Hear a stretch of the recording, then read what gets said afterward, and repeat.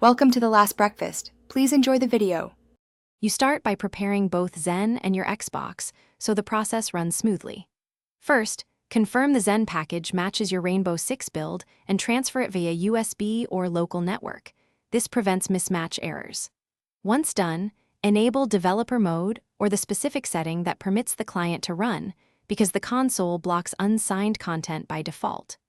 Also back up your Xbox profile and game saves to cloud or external drive, so you can restore state if something goes wrong later.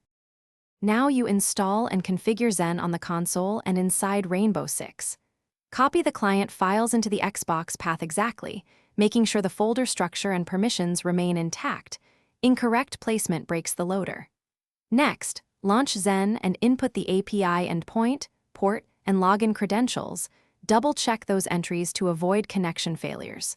Then adjust overlay options, bind keys, and enable individual features, so Zen only modifies what you intend while keeping finish by verifying functionality and addressing issues quickly. You run a short local match to confirm Zen overlays appear, features respond, and frame rate and latency remain acceptable, because performance regression tells you something needs adjustment. If the game crashes or the client disconnects, restore your backup and inspect the Zen logs, then reapply settings one at a time to isolate the problem. Make sure the Zen version exactly matches the game build. If not, clear the cache, restart the console, and try the matched build again. Thanks for watching. If this was helpful, leave a like and consider subscribing. See you next time.